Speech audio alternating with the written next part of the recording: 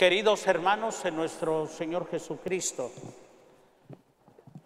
en la primera lectura hemos escuchado cómo el profeta Amós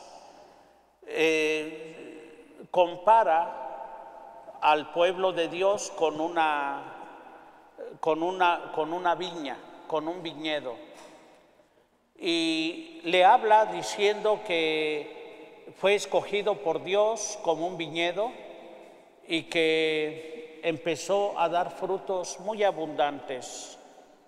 Pero, desgraciadamente, la abundancia de bienes la hizo tener un corazón ambicioso.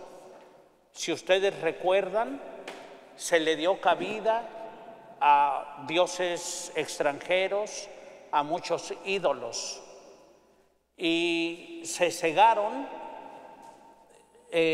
admitiéndoles sus altares a estos dioses falsos, a estos ídolos, y en eso se empezó a fundamentar el crecimiento de este pueblo. Pero el profeta Amós, como recordamos, atacará de raíz a los falsos profetas. Esto, como ya vimos en días anteriores, le echarán en cara que al profeta Amós que se calle, que lo que él está proclamando va en contra de sus intereses. Le dirán: tú, profeta, vete a buscar trabajo en otro lado, vete a ganar dinero en otro lugar. Aquí nosotros ya tenemos comprado esta chambita, este trabajo. Y es cuando el profeta, como ustedes recordarán, dirá en su canto precioso, el canto vocacional: yo no soy profeta ni un hijo de profetas, fue el Señor el que me llamó de detrás de mi rebaño, yo era un cultivador de higos y me dijo: ve y profetiza. Y vemos cómo el profeta Amós continúa predicando fiel a la palabra de Dios, y entonces dirá que esos monumentos en los que han gastado tanto dinero, tanto esplendor, se van a derrumbar, que Dios va a terminar con ellos.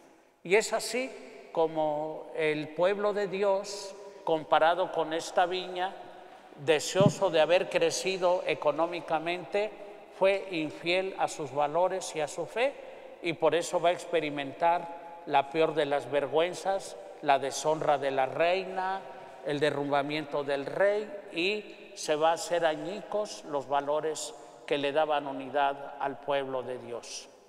Ayer veíamos cómo Dios se compadece de ese pueblo que cayó víctima de sus debilidades por estar buscando bienes materiales en abundancia, cómo entregó lo mejor de él, de su pueblo, y entonces empiezan a vivir la miseria y la vergüenza. Dios no es ajeno a su promesa, y entonces Jesucristo, ya en los tiempos para restablecer ahora el reino de Dios, pues dice que no está lejos y que Jesús se compadeció de ellos, les tuvo compasión. Y entonces el día de hoy, continuación de este evangelio, vemos cómo ese compadecerse, Jesús llamará a sus 12 apóstoles para que le ayuden en el pastoreo de ese pueblo que anda como sufriendo y causando lástimas como ovejas sin pastor. Entonces, ¿por qué escogió 12? Porque son tantos como tribus era el pueblo de Dios. El nuevo pueblo de Dios se va a fundamentar en estos 12 apóstoles, que hoy nos dan la lista de esos nombres de esos apóstoles, y no solamente la lista, sino una breve descripción de lo que son. Entonces nos dicen sus apellidos. En otros momentos nos dicen en qué trabajaban. Es curioso porque algunos de ellos estaba dedicado a las armas y a estar luchando en contra del gobierno, en contra de los romanos. Esto era, pues, decir, como un terrorista.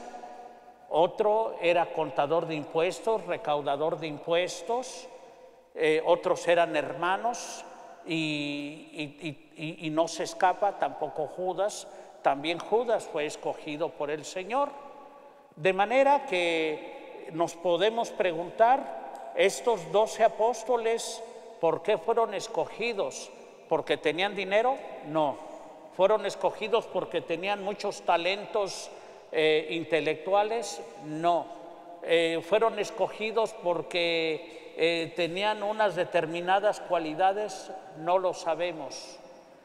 El único que sabe por qué llamó a esos apóstoles es Jesús, es el Señor. El llamado a servirle al Señor y ser fieles al Evangelio no es un oficio, no es algo que se obtiene en la escuela o con la punta de una espada como lo tenía Pedro, o por una red que se dedicaban a pescar, o porque tenían una oficina de recaudación de impuestos. No. Es porque el Señor quiso. La vida de la fe es una vocación. Cada uno con su nombre y con su apellido y con sus cualidades es llamado a extender el reino de Dios. Y entonces el poder que van a ejercer los apóstoles no es un poder que ellos ya tienen. No es el poder de la espada, de la astucia o de la inteligencia. El poder les viene de Jesús, les viene del Señor. Es Jesús el que les dio ese poder. Les dio poder de expulsar a los demonios, les dio poder para perdonar los pecados, les dio poder, el poder les viene del Señor. Que uno de ellos hizo mal uso de ese poder, como es el caso de Judas el Iscariote, pues ¿quién lo niega? Así pues, mis queridos hermanos, el día de hoy no es diferente. El número de los apóstoles sigue siendo 12, es decir, un cabeza por cada pueblo, por cada tribu del pueblo de Dios. El nuevo pueblo de Dios es la iglesia y está dividido ahora en diócesis. Es la palabra moderna que se utiliza, en diócesis, y en cada diócesis hay un obispo titular. Podrá tener obispos auxiliares, pero hay un obispo titular en comunión con Pedro. Esa es la iglesia, la cual tiene ese poder. Y cuando tú te veas a veces nuestras limitaciones de nosotros los sacerdotes o los que les ayudamos a los obispos, y te preguntas, bueno, pues ¿qué le vio Dios al padre Martín? Pues no te metas a la conciencia de Dios. Es el Señor el que los llamó. Acá, ¿por qué llamó a uno que usaba espada, a otro que era sicario, a otro que era cobrador de dineros, a otro que fue traidor? No lo sabemos. Eso es el misterio de la vocación. Pero también podríamos preguntarte a ti, ¿por qué te llama Dios? ¿Por tu nombre? No lo sabemos, pero de que te llama, te llama. Hermanos, hoy no es diferente. Dios nos ha dado todo lo que necesitamos para vivir y para ser fieles en su seguimiento. Sin embargo, tal vez como ese pueblo de Dios que se empezó a olvidar de ser fiel a Dios, podemos irnos distrayendo, no levantando altares a dioses o a ídolos, pero sí a tener algunas formas de idolatría, algunas formas de hobbies ajenos a nuestra fe católica, que lo único que van a hacer a final de cuentas es dividir nuestro corazón, que no nos sintamos abandonados de Dios, aunque probemos las miserias, la bajeza, que nunca perdamos de vista que Dios se compadece, Cristo se compadece de nosotros, y que vayamos a buscar ese poder que Jesús le dio a sus apóstoles. a sus apóstoles. Por favor, no vayan a buscar al brujo del Amazonas o al lector de cartas, al lector de café.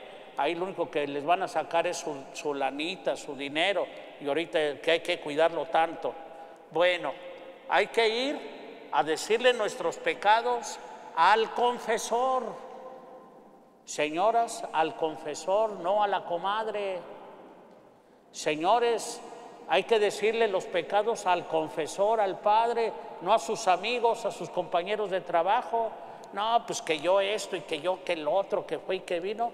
No anden presumiendo de sus pecados. Los pecados son para arrepentirnos y para confesarlos a un sacerdote verdadero que nos dé que ejerza ese poder que le viene de los apóstoles y de aquellos que les ayudamos a los apóstoles. Que el Señor nos conceda ser fieles a la vocación a la que Él nos ha llamado.